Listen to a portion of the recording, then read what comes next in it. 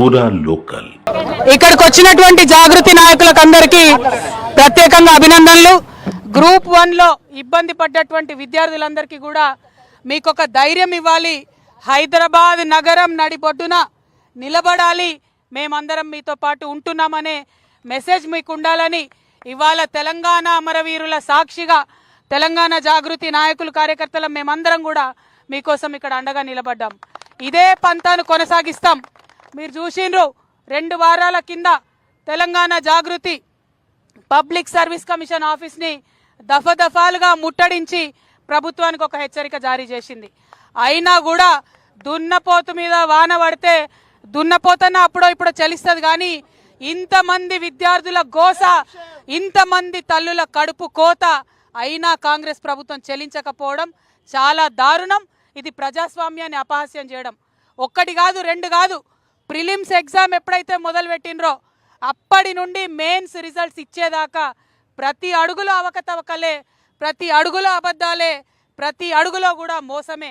కాంగ్రెస్ పార్టీని మేము ఒకటే కోరుతా ఉన్నాం, ఎవరి కోసం ఎగ్జామ్ పెట్టిరు మీరు? ఎందుకోసం రిజల్ట్ ఇచ్చిరు మీరు?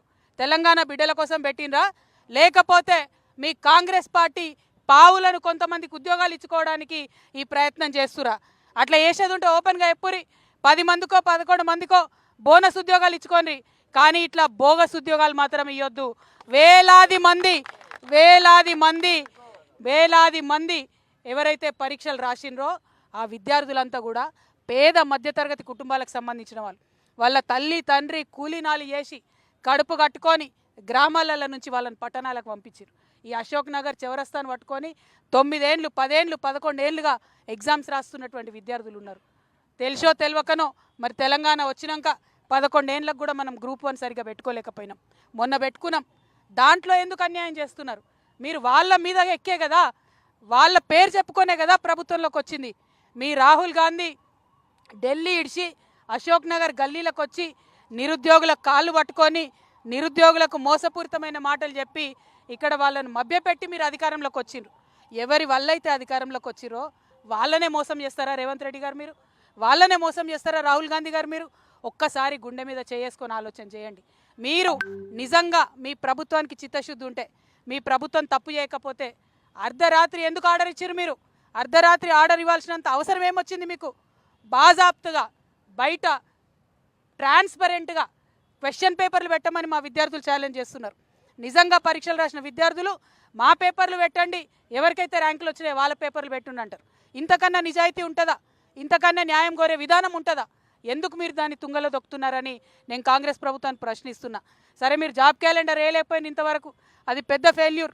2 లక్షల ఉద్యోగాలు ఇస్తామన్నారు, 50,000 పాత ఉద్యోగాలే మళ్ళీ ఇచ్చి తప్పుడు లెక్కలు చెప్తున్నారు. అవి కూడా పోని అనుకుందాం, కానీ 569 పోస్టులు అంటే ఇది మొత్తం తెలంగాణని ఇంకో 30 ఏళ్ళు నడిపేటటువంటి వ్యవస్థను తయారు చేస్తున్నాం మనం. అందుకే ఇవాళ తెలంగాణ ప్రజలను కోరుతున్నా, ఇది ఆషామాషి విషయం కాదు. తెలంగాణ అంతా కూడా మనం పంతం పట్టాలి. ఈ ఎన్నికలు, ఈ ఏవైతే పరీక్షలు వేసినరో అవి తప్పుడు పరీక్షలు. అందులో కాంగ్రెస్ పార్టీకి సంబంధించిన కొందరిని 30 ఏళ్ల పాటు నింపుకోవడానికి చేస్తున్నటువంటి కుట్రలు. కాబట్టి తెలంగాణ వ్యాప్తంగా ఉన్న విద్యార్థి మిత్రులకు, నిరుద్యోగ మిత్రులకు, వారి తల్లిదండ్రులకు నేను కోరేది ఒకటే, మేము ఇప్పటి నుండి మొదలు పెడితే 15వ తారీఖు డివిజన్ బెంచ్లో కాంగ్రెస్ ప్రభుత్వం మళ్ళీ అక్కడ కూడా కేసు వేయడం జరిగింది. ఈ వారం రోజుల పాటు కూడా తెలంగాణ జాగృతి ఆధ్వర్యంలో రకరకాల కార్యక్రమాలు చేస్తాం. ప్రభుత్వంలో చలనం తీసుకొచ్చే ప్రయత్నం చేస్తాం, ప్రభుత్వం మెడలు వంచే ప్రయత్నం చేస్తాం. కానీ ఇది ఉట్టి మా వల్ల కాదు, మీ భాగస్వామ్యం కావాలి. జిల్లాలలో ఉండేటటువంటి విద్యార్థి మిత్రులు, జిల్లాలలో ఉన్న నిరుద్యోగ మిత్రులు, వారి తల్లిదండ్రులు దయచేసి ఆలోచన చేయండి. మేధావులు దయచేసి మౌనం వీడండి. నేను ప్రొఫెసర్ హరగోపాల్ సార్ని రిక్వెస్ట్ చేస్తూ ఉన్నా, నేను మిమ్మల్ని వచ్చి కూడా కలుస్తా సార్. నా రిక్వెస్ట్, మీలాంటి వాళ్ళు మాట్లాడాలి. అన్యాయం జరుగుతుంటే చూసుకుంటా ఊరుకోకూడదు. సమాజం నాశనం అయిపోతుంది మేధావులు మౌనం వహిస్తే. హరగోపాల్ సార్ని రిక్వెస్ట్ చేస్తున్నా, ఎప్పుడైతే మీరు అంతకుముందు అన్యాయం జరిగిందని చెప్పినరో మిమ్మల్ని నమ్మిండ్రు సార్, సమాజం అంతా మిమ్మల్ని నమ్మింది. ఇప్పుడు కూడా అదే అన్యాయం నేను ప్రశ్నిస్తూ ఉన్నాం. వీళ్ళ పక్షాన నిలబడండి, పేద విద్యార్థుల పక్షాన నిలబడండి, న్యాయం చేయండి. అన్నిటికన్నా ముఖ్యం, ఉర్దూలో రాసిన వాళ్ళకు పరీక్ష, తెలుగులో రాసిన వాళ్ళకు పరీక్ష, దారుణమైనటువంటి రిజల్ట్స్ ఉన్నాయి. అసలు వాటికి పట్టించుకున్నోడే లేదు. మూల్యాంకనం జరిగినటువంటి తీరు సరిగా లేదు. దాన్ని కూడా ప్రశ్నించాలి, వ్యవస్థను ప్రక్షాళన చేయాలి. కాంగ్రెస్ పార్టీ వచ్చి, రాహుల్ గాంధీ వచ్చి విద్యార్థులకు న్యాయం చేశాడంటే నమ్మి అధికారం ఇచ్చిను. మీరు ఇవాళ మోసం చేస్తే అదే ఈ విద్యార్థులు, అదే నిరుద్యోగులు ఆ కుర్చీలకెళ్ళి మిమ్మల్ని లాగి అవతల పడేస్తారని కూడా ఈ సందర్భంగా నేను తెలియజేస్తున్నా. మరి ఇట్లా మోసం మీరు చేస్తే జాగృతి చూస్తూ ఊరుకోదు. తెలంగాణ జాగృతి కార్యాచరణ ప్రకటించింది. రేపు రౌండ్ టేబుల్ కాన్ఫరెన్స్ పెడతా ఉన్నాం.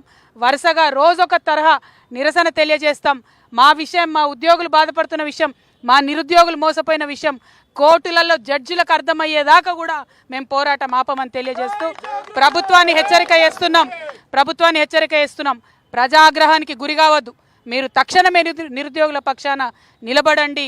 వారి గోసను మీరు తెచ్చుకోకండి. తక్షణమే గ్రూప్ 1 నియామకాలను రద్దు చేయండి.